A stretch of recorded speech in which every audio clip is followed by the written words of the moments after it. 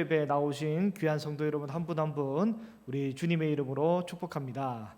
네, 이 시간 옆에 계신 성도님께 이렇게 한번 인사해 보겠습니다. 잘 선택하셨습니까? 네, 저는 미리 선택했다가 오늘 좀 쉬다가 왔습니다. 네, 오늘 수요일 저녁 하나님 앞에 예배하러 오신 것은 좋은 선택입니다. 네, 우리는 좋은 선택을 하셨습니다. 우리는 태어날 때 누군가의 아들과 딸로 태어났습니다. 이것은 내가 선택할 수 있는 문제가 아닙니다. 태어나 보니 누군가의 아들 혹은 딸로 태어났습니다. 그리고 태어나 보니 또 대한민국에서 태어나서 생활하게 되었죠. 이것도 내가 선택할 수 있는 영역의 문제는 아닙니다. 우리의 선택의 영역에 밖에 있는 문제고요. 이러한 것은 우리가 잘 순응하고 잘 적응하고 잘 대처를 해야 합니다. 지혜롭게 이겨낼 것은 이겨내고 지혜롭게 극복할 것은 잘 극복을 해내야 하는 것입니다.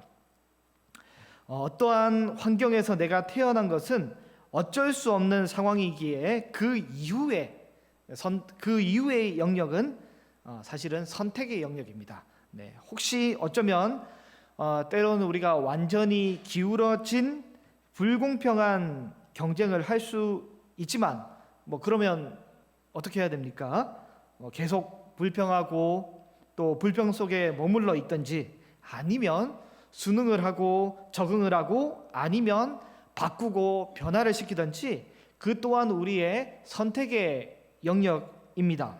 우리의 인생은 선택의 연속입니다. 무언가를 선택하고 또 결정할 때는 계속 선택을 하기 때문에 선택의 기준이 필요합니다. 세상이 만만한 것이 아니기 때문에 언제나 긴장되고 언제나 우리 주변에는 때로 위험이 도사리고 있기 때문에 순간순간 크고 작은 선택을 잘 해야 합니다.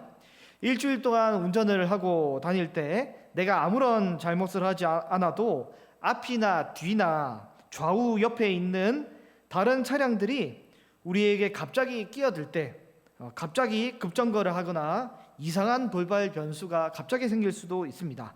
이러한 대처는 아주 동물적인 감각으로 순간적으로 바로 결정과 선택을 해야 하는 경우도 존재하지만 그러나 삶을 살다 보면 오랫동안 고민하고 또는 심사숙고 후에 선택을 해야 하는 고민의 순간도 때때로 발생하게 됩니다. 진로에 문제가 생겨 앞길이 캄캄하고 막막하게 될 때, 경제적 어려움이 생겨서 이리저리 어떤 선택을 해도 답이 나오지 않을 때, 사람과의 관계에 문제가 생겨 어떠한 결정을 해야 할지 어렵기만 하는 그때 우리는 어쨌든 선택을 해내야 하는 것입니다. 매 순간이 선택의 연속입니다. 우리는 어떤 선택을 하게 될 때 그 선택이 지혜로운 선택인지 혹은 어떤 선택을 할 때 이것이 미련하고 어리석은 선택인지 우리는 깨달아야 하는데요. 우리는 그리스도인다운 지혜로운 선택을 해야 할 줄로 믿습니다. 선택을 할 때는 이 지혜가 필요합니다. 그냥 찍는 게 아니라 지혜가 필요합니다. 어떤 선택에는 지혜가 필요합니다. 네, A 반찬 먹을지 B 반찬 먹을지는 그냥 하면 되겠지만 이쪽 집에 살지 저쪽 집에 살지 청년 같은 경우에는 이쪽 회사에 다닐지 저쪽 회사에 다닐지 이 남자를 만날지 저 남자를 만날지 이 여자를 만날지 저 여자를 만날지 결정할 때는 마음대로 해서는 안 되고 지혜로운 선택 그리고 선택에는 지혜가 필요합니다. 지혜로운 선택에는 우리의 지혜가 아닌 그리스도인들에게는 하나님의 지혜, 하늘의 지혜가 필요합니다. 성경학자들은 오늘 본문 야고보서에 대해서 신약의 지혜서라고 부르기도 하고 신약의 잠언이라고 부르기도 합니다. 야고보서는 구약의 잠언처럼 지혜가 아주 듬뿍 담겨 있습니다. 네. 구약 성경의 잠언을 읽다 보면 지혜라는 단어가 굉장히 많이 등장을 합니다. 야고보서의 저자인 예수님의 친동생 야고보 역시 그가 유대인이기 때문에 그도 철저하게 구약 성경의 개념으로 지혜란 단어를 동일하게 이해하고 동일하게 야고보서에 사용하고 있습니다. 하나님께서는 세상을 만드실 때 지혜를 사용하셔서 하나님이 만드셨습니다. 요즘 우리가 사용하는 스마트폰에는 이제 작은 종류의 윈도우 종류의 리눅스 이런 기반의 다른 종류가 있는지 모르겠죠. 주로 안드로이드와 아이폰 이렇게 주로 이제 거의 양분되어 있습니다. 안드로이드 혹은 아이폰 이렇게 스마트폰을 구동하는 기본적인 이 체계가 다릅니다. 네, 또한 컴퓨터도 윈도우나 리눅스 등 맥 등 컴퓨터를 구동하는 기본적인 운영 체제가 있습니다. 아이폰은 iOS로 돌리고 또 이제 안드로이드는 안드로이드 최신 버전으로 막 이렇게 돌아가잖아요. 컴퓨터도 윈도우로 컴퓨터를 돌리기도 하고 맥으로 돌리기도 하고 리눅스로 돌리기도 하고 그 기계를 돌리는 기본적인 프로그램이 운영 체제인데요. 하나님께서 온 세상을 만드실 때 이 세상을 구동시키는, 세상을 움직이는 기본적인 이 운영 체계가 하나 있는데 그것이 바로 지혜입니다. 지혜를 기반으로 해서, 지혜라는 운영 체제를 기반으로 해서 거기에다가 카톡도 깔고 이제 티맵도 깔고 은행 어플도 깔고 기본적인 운영 체계가 바로 하나님이 온 세상을 구동시키는 기본적인 운영 체계가 바로 지혜입니다. 지혜라는 이 체계 속에서 하나님이 태양도, 달도, 날도, 그리고 온도도, 또 사람과의 관계도, 모든 체계들을 다 구성을 해 주셨습니다. 그래서 이 세상을 구성하는 모든 기반을, 하나님 창조 질서를 기본적으로 이 지혜를 기반으로, 또 말씀을 기반으로 하나님이 지혜롭게 온 세상의 창조 질서를 만들어 주셨습니다. 그래서 그 결과 이 지혜로운 사람은 하나님께서 만들어 놓으신 이 지혜의 운영 체계를 알고 말씀을 기반으로 해서 지혜롭게 삶을 살아가는 사람이 바로, 창조 질서를 따라 삶을 사는 사람이 바로 지혜로운 사람입니다. 그 결과 지혜롭고 복된 인생을 살게 된 거죠. 왜냐하면 이 세상을 구성하는 모든 사회의 체계와 시스템은 하나님께서 지혜를 기반으로 모두 만드셨기 때문에 창조주의 언어를 따라, 설계자의 의도를 따라 지혜라는 기본 프로그래밍 이 언어를, 세상을 구성하는 이 언어인 하나님의 말씀을 기반으로 삶을 살아갈 때 그 사람은 가장 복된 삶을 살게 되고 지혜로운 삶을 살게 되는 것입니다. 그렇지만 스스로 지혜롭다고 여기고 하나님 말씀과는 전혀 관계없이 자기 지혜로 삶을 살아가는 사람들이 있는데요. 잠언이나 시편에서는 이러한 사람들을 보고 미련한 사람이라고 부릅니다. 그 사람은 자기의 잔머리를 믿고, 세상 사람들의 잔머리를 믿고, 소위 말하면 통밥이죠, 통밥. 세상이 어떻게 돌아가는지 내가 나름 다 알고 있다고 착각을 하게 되는 것이죠. 야고보서에는 이런 사람들의, 미련한 사람들의 어리석음에 대해서 오늘 야고보서에는 경고를 하고 있습니다. 야고보서 4장 13절과 14절에 보면 이렇게 되어 있는데요. 같이 한번 읽어보겠습니다. 들으라, 너희 중에 말하기를 오늘이나 내일이나 우리가 어떤 도시에 가서 거기서 1년을 머물며 장사하여 이익을 보리라 하는 자들아, 내일 일을 너희가 알지 못하는도다. 너희 생명이 무엇이냐? 너희는 잠깐 보이다가 없어지는 안개니라. 아멘. 사람의 인생은 오늘이나 내일이나 우리가 모두 다 알 수 없습니다. 사람은 내일 일을, 1년 뒤의 일을 모두 다 예측할 수 없습니다. 그렇기 때문에 성경은 인간의 지혜를 따라 우리에게 살지 않기를 요청하고, 하나님의 지혜를 따라 우리가 하나님의 지혜를 따라 삶을 살아갈 것을 요청하고 있습니다. 왜냐하면 인간은 모든 일을 다 예측할 수 없기 때문입니다. 한국 교회가 부흥 성장하던 시대에 살던 우리가 한국 교회가 이렇게까지 조금씩 쇠퇴해 갈지 어떻게 알았겠습니까? 초저금리 시대에 살던 우리가 고금리 시대가 이렇게 오래까지 유지될지 어떻게 알았겠습니까?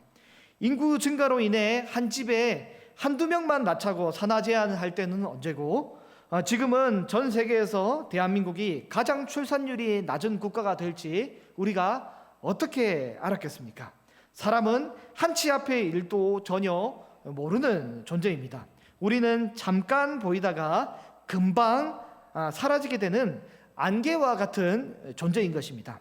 우리는 세상이 어떻게 돌아가는지 모르고 앞으로도 예측하기가 너무도 힘듭니다. 1년 뒤의 일을 우리가 누구도 장담하지 못합니다. 대만에서 이렇게 갑자기 지진이 날지 누가 알았겠습니까? 또한 이란과 이스라엘 사이의 전쟁도 앞으로 전면전으로 확산이 될지 어떻게 될지 우리가 다 알 수 없는 것입니다. 그래서 우리는 매 순간의 크고 작은 선택의 영역에 있어서 감히 교만하게 내가 모두 다 안다고 예측할 수가 없는 것이고요. 그렇기 때문에 우리는 겸손하게 하나님의 지혜를 구하며 우리의 선택을 지혜롭게 결정을 해야 합니다. 우리는 어찌하면 우리는 지혜로운 결정을 할 수 있을까요? 한 치 앞도 모르는 세상 속에서 우리는 어떻게 하면 지혜로운 선택을 할 수 있을까요? 어떻게 하면 온 세상을 주관하시는 하나님의 순리에 맞춰, 하나님의 패턴에 맞춰, 하나님의 이 프로그래밍된 언어에 맞춰 말씀을 기반으로 지혜롭게 선택하고 우리가 행동할 수 있을까요? 우리는 지혜로운 선택을 하기 위해서는 먼저 이 지혜의 출처를, 우리가 생각하는 지혜의 출처를 명확하게 파악을 해야 합니다. 우리는 지혜의 원산지를 명확하게 분석해야 합니다. 저는 그 대형마트에 가서 구경하는 것을 되게 좋아하는데요. 예전에는 주로 이마트 쪽을 가가지고 다녔는데 요즘에는 홈플러스나 롯데마트를 다닙니다. 바꿨습니다. 저는 마트에서 주로 66 코너에 관심이 많아가지고 한번 쭉 살펴봐가지고 오늘 이제 쇠고기가 좀 할인하나, 돼지고기는 어떤가 살펴보기도 하는데요. 저희 아내는 야채 코너에 관심이 많습니다. 특별히 저희 아내는 브로콜리에 관심이 많이 보이던데 제일 좋아하는 브로콜리는 제주도산 브로콜리, 제일 안 좋아하는 브로콜리는 중국산 브로콜리, 그렇게 되는데요. 어느 날 제가 혼자 마트에 가서 혼자 마트에 갈 일이 있어서 브로콜리를 사러 갔는데 평소랑 달리 가격이 조금 싼 겁니다. 브로콜리 하나가 3,500원, 4,000원 이렇게 하긴 하는데 2,000원 하는 거죠. 이날따라. 대박이다 해서 살려고 했는데 자세히 보니 중국산입니다. 중국산이든 국산이든 뭐가 중요합니까? 엊그제 4,000원이었는데 이게 2,000원이면 된 거지. 근데 집에 전화를 했습니다. 전화를 해가지고 2,000원이긴 한데 이게 사도 되냐고 했는데 안 될 줄 알면서 물어봤습니다. 물어봤는데 집에서 아내가 좀 더 자세히 물어보는 겁니다. 혹시 그게 어디 거냐고 해서 이게 일단 2,000원인데 이게 중국산인데 이렇게 하니까 그러니까 사지 말라고 아이가 먹을 건데 국산으로 사라고 요즘 그렇게 얘기를 하더라고요. 요즘 보니까 중국 상하이 쪽에 있는 부자들도 아이에게 먹을 거는 자국산이 아닌 한국산을 수입해서 먹기도 하더라고요.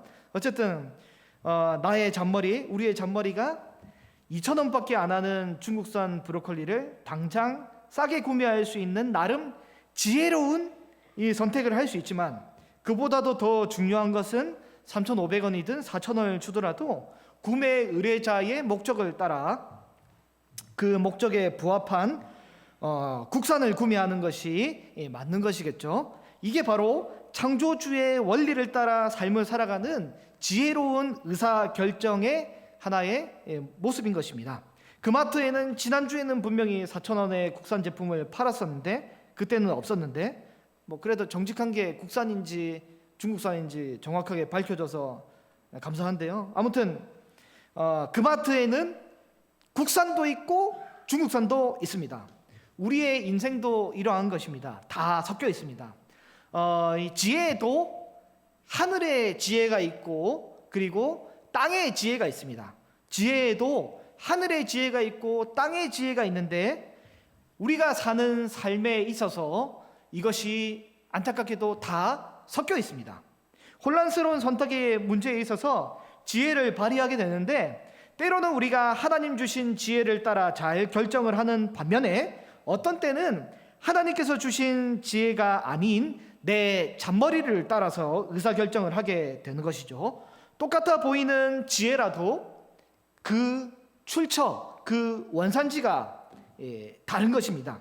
인생의 중요한 의사결정의 순간에 우리는 지혜를 사용하는데 하나님의 지혜를 사용하기도 하고 내 잔머리를 사용하기도 합니다.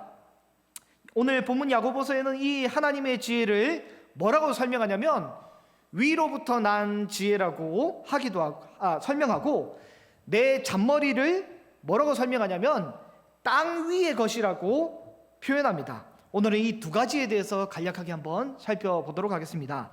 먼저 땅의 지혜인데요. 지혜는 위에서부터 난 지혜가 있고 땅에서 있는 지혜가 있습니다.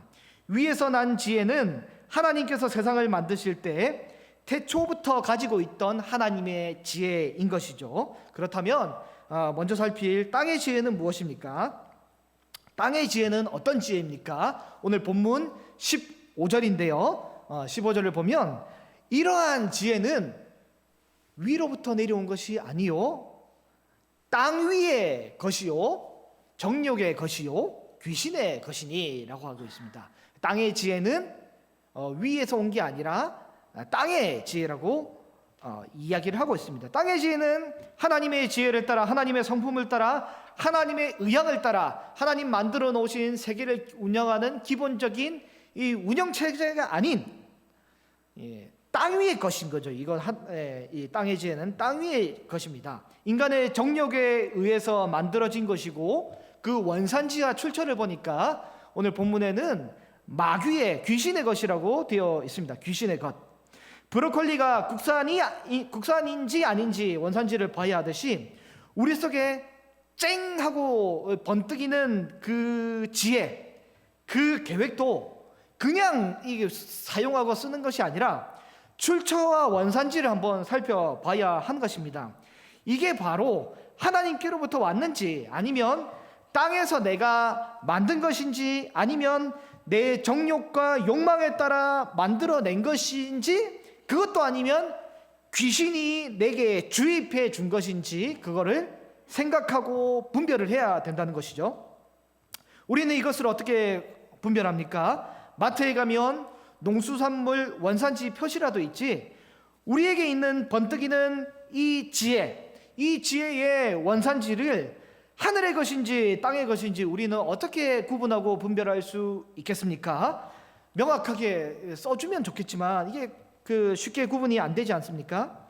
하나님께서는 지혜라는 기본 운영 체제를 만드실 때 하나님이 온 세상을 운영하시는 지혜를 만드실 때 그 지혜는 어디서 왔냐면 바로 예수님의 성품을 따라 이 지혜가 구성이 되고 만들어졌습니다. 예수님의 성품을 따라 이게 만들어진 것이죠. 예수님의 성향과 기질을 따라 지혜가 구성되어졌고 그 지혜를 기반으로 하나님이 지혜를 활용하셔서 온 세상을 만드셨습니다. 그래서 무언가 번뜩이는 지혜가 나에게 나타난다면 우리는 제일 먼저 뭘 분석해야 되냐면 그 번뜩이는 그 지혜가 예수님의 성품을 닮았는지 혹은 예수님을 깊이 닮지 않았는지 예수님과 반대가 되는 것인지 그걸 구분을 해야 되는 것입니다. 우리가 생각하는 지혜가 예수님의 성품을 닮았는지, 그 지혜가 예수님과 닮지 않았는지를 구분해야 하는 것이죠. 우리 예수님은 어떤 성품입니까? 우리 예수님은 어떤 이 기질을 가지고 계십니까? 예수님은 온유하신 분입니다. 마태복음 11장 29절에 이렇게 되어 있습니다. 나는 마음이 온유하고 겸손하니 나의 멍에를 메고 내게 배우라. 이렇게 말씀하는데요. 오늘 본문에도 그것을 강조합니다. 오늘 본문 13절에 이렇게 되어 있습니다. 13절, 너희 중에 지혜와 총명이 있는 자가 누구냐? 그는 선행으로 말미암아 뭐라고 되어 있나요? 지혜의 온유함으로 그 행함을 보일지니라 라고 되어 있습니다. 오늘 본문에도 너희 중에 지혜의 온유함을 통해서 그 행동을 보이라는 것이죠. 진짜 지혜와 총명이 있는 그 사람은 누구입니까? 그는 착한, 즉 좋은 아름다운 행실로 그 온유함을 삶으로 행동으로 보여주는 사람이 지혜로운 사람입니다. 지혜로운 사람은 예수님의 온유함을 삶으로 드러내는 사람이 지혜로운 사람이기 때문에 우리는 그 지혜의 성품을 통해서 이게 지혜로운지 아닌지를 구분을 해야 하는 것이죠. 입으로만 보이는 것이 아니라 그 행동으로 온유함을 보이는 사람이 바로 지혜로운 사람의 행동인 것이죠. 온유함은 곧 예수님의 성품이고 예수님은 온유하신 분이기 때문에 지혜의 속성이 바로 온유함에 포함되어 있습니다. 제가 대학 다닐 때 이제 그 아르바이트로 보험회사 자동차 사고 처리반에서 일을 했는데요.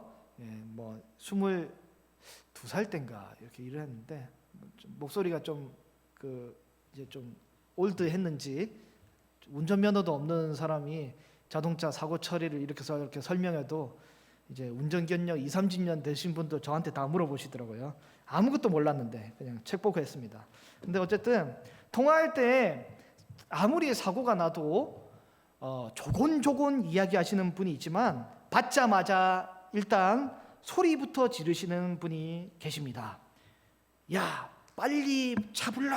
이렇게 뭐 하시는 분도 계신데 소리를 지르면 일단 대화가 잘 안 통하죠. 업무 처리가 안 되기도 합니다.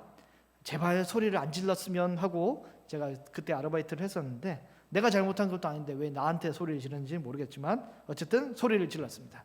백화점이나 매장에 가면 진상 고객이 있습니다. 진상 고객. 왜 진상 고객이 있습니까? 소리를 지르면 내 요구를 잘 들어주기 때문입니다.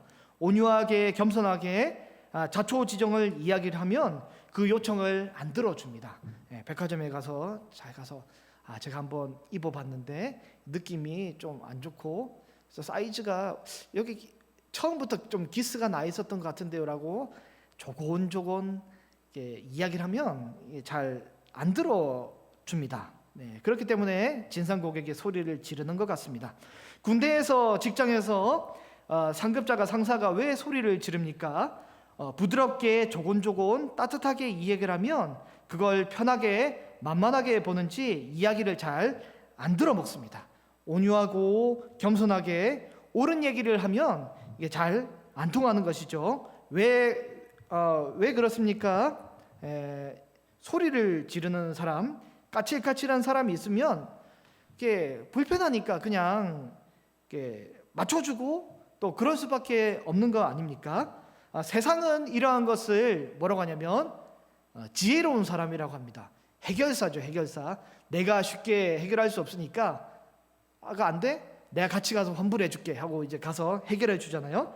세상은 이걸 지혜로운 사람이라 하지만 그러나 성경은 그 지혜의 출처를 하늘이 아닌 땅의 것이라고 정의를 합니다. 1세기 당시에도 온유함은 결코 미덕이 아니었습니다. 로마 시대에 있어서도 온유함은 미덕이 아닙니다. 강하고 카리스마 있는 좋은 리더십, 카리스마 있는 것이 좋은 리더십으로 인정을 받았습니다. 그러나 예수님은 우리를 그런 지혜로 굴복시키지 않으셨잖아요. 세상 고관처럼 임의로 주관하거나 칼과 무력으로 굴복시키지 않으셨습니다. 그는 겸손하게 온유하게 이 세상을 이기셨습니다. 그래서 진짜 위로부터 온 지혜와 땅에 속한 지혜를 구분하는 이 바로미터가 바로 예수님처럼 온유하냐 그렇지 않냐, 이렇게 야고보는 구분하고 있습니다. 스스로 지혜롭다, 나는 총명하다 이야기하는 사람에게 대해서 야고보는 이렇게 경고합니다. 본문 14절입니다. 14절 말씀 같이 한번 읽어보겠습니다. 시작. 그러나 너희 마음속에 시기와 다툼이 있으면 자랑하지 말라. 진리를 거슬려 거짓말하지 말라. 만약에 너희 마음을 잘 살펴봐서 독한 시기와 다툼이 나에게 있다면 그 사람은 스스로 지혜롭다고 총명하다고 자랑하지 말라고 이야기를 하고 있습니다. 진리를 거슬려 거짓말하지 말라는 것입니다. 스스로 마음에 이 독한 시기와 다툼이 있다면 자랑하지 말라는 것이죠. 지혜로운 사람이라고 자랑하지 말라고 하고 있습니다. 본문에 시기하고 다툰다고 이야기를 하고 있는데, 내가 더 지혜롭다고, 내가 더 지혜로운 의사결정자라고 생각하며 시기하고 다툰다라고 이야기를 하고 있는데, 보통 일반적인 사람이 언제 시기를 하게 됩니까? 시기는 언제 하는 것입니까? 시기는 나랑 저 사람이 어느 정도 비슷할 때 시기를 하는 것입니다.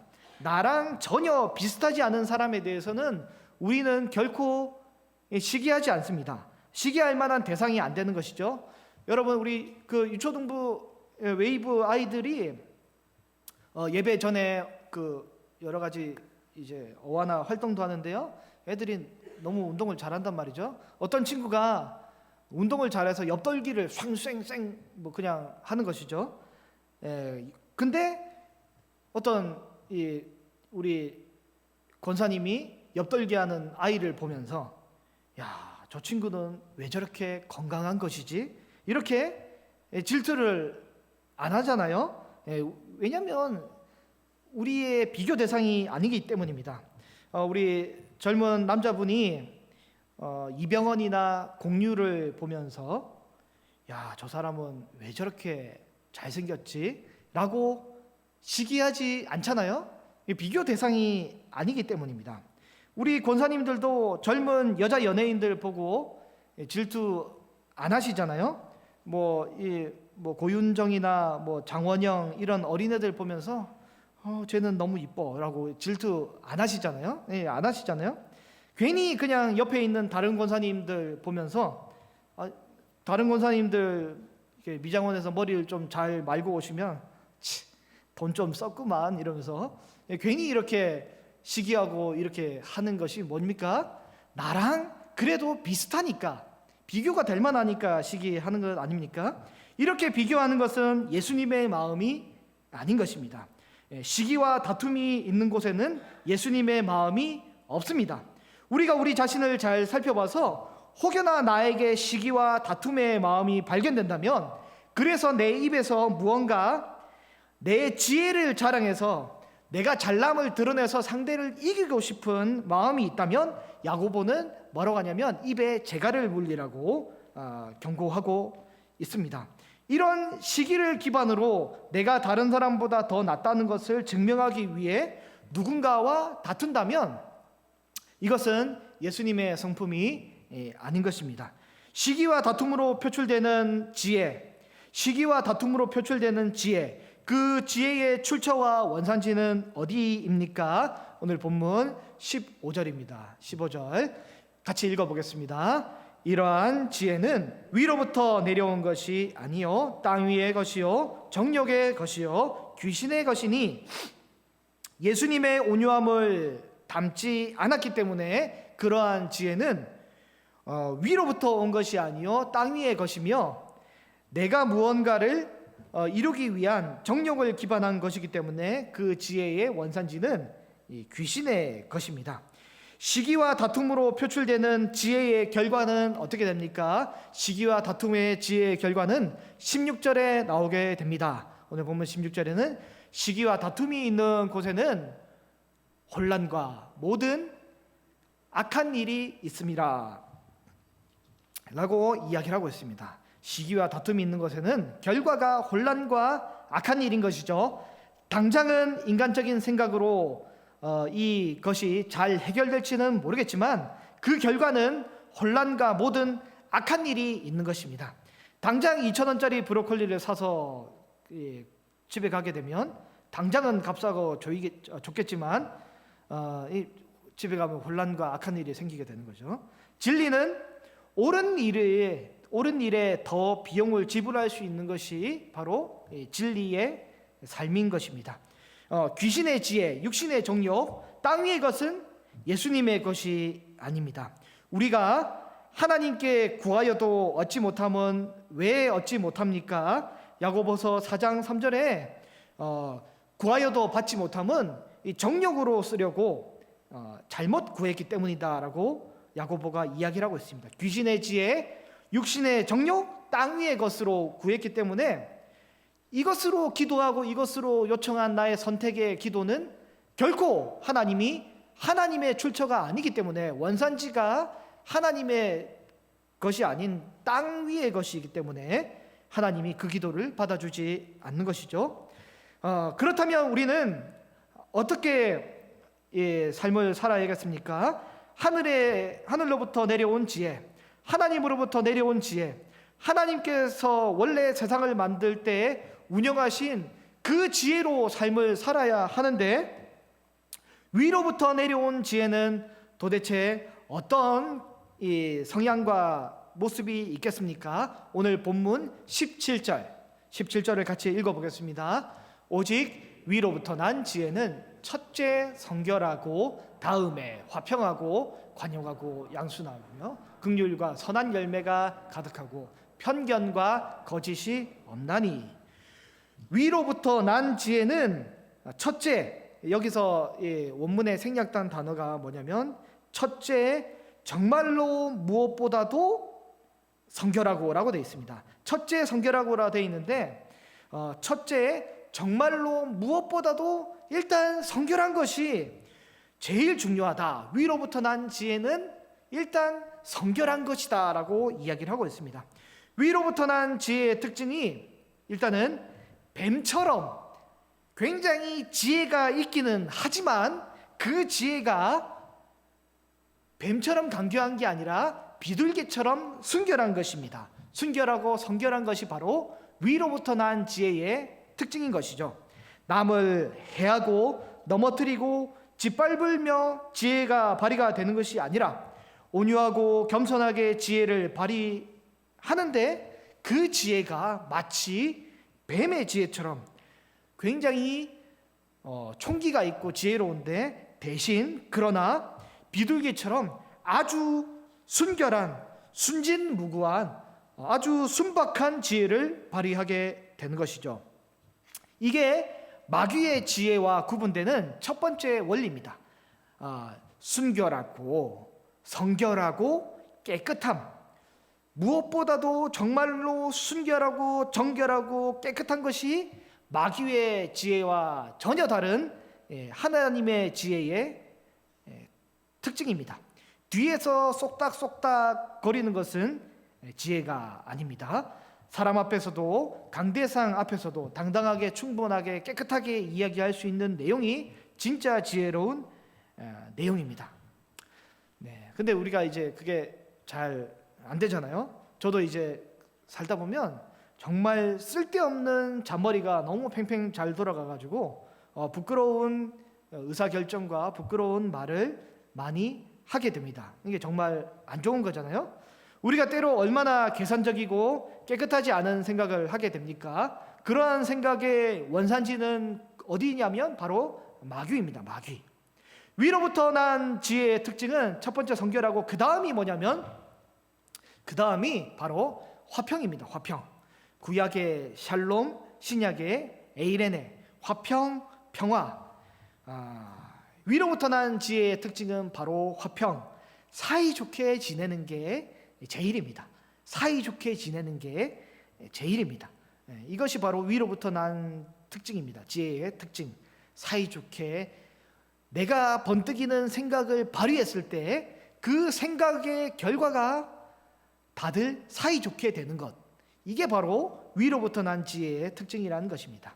그 다음에 관용, 나에게는 철저하되 상대에게는 너그럽게 대하는 것, 이게 관용의 모습인데요. 보통 보면 잘 이게 안 되잖아요. 나에게는 굉장히 너그러운데 상대방에게는 아주 철저하고 내 눈에 들보는 그냥 넘어가지만 타인의 티는 막 현미경까지 보면서 이게 뭐냐고 이렇게 보이는 거죠. 17절에 다음이 뭡니까? 다음이 뭡니까? 바로 양순입니다. 양순의 뜻이 좀 어렵죠. 양순, 유페이데스라는 단어를 쓰는데 양순은 뭐냐면 위로부터 난 지혜의 특징, 양순은 뭐냐면 쉽게 순종하는 이게 양순입니다. 잘 순종하는, 잘 맞춰주고 잘 순종하는 것이죠. 진리 비진리의 문제가 아니면 그냥 타인에게 맞춰주는 것입니다. 이게 지혜로운 삶의 결과입니다. 지혜로운 방법입니다. 죽고 사는 문제가 아니면 그냥 맞춰주는 거예요. 세계 평화를 위해서 그냥 맞춰주는 겁니다. 상대방이 소리를 지른다고 내가 똑같이 소리를 지르면 똑같은 사람이 되는 것이죠. 그냥 맞춰주면 되는 것입니다. 그게 바로 지혜로운 사람, 지혜로운 의사결정의 특징인 것입니다. 그리고 긍휼이 있어야 합니다. 긍휼. 냉혈 인간이 되어서는 안 됩니다. 지혜로운 의사결정에는 긍휼이 있어야 합니다. 손해를 보더라도 긍휼이 있어야 합니다. 가난한 자의 하나 남은 외투까지 빼앗아서는 안 되는 거잖아요. 따뜻한 사람이 되어야 합니다. 측은지심이 있어야 합니다. 그게 바로 지혜로운 사람이고 하나님의 창조 섭리를 맞춰 살아가는 사람의 방법입니다. 그 결과가 선한 열매가 가득하게 된 것이죠. 대신에 편견이 없어야 합니다. 편견이 없어야 합니다. 사람마다 이제 기질이 조금씩 다른데요. 저는 개인적으로 굉장히 직관적인 기질이 있기 때문에 이게 느낌 같은 느낌이 저에게는 중요합니다.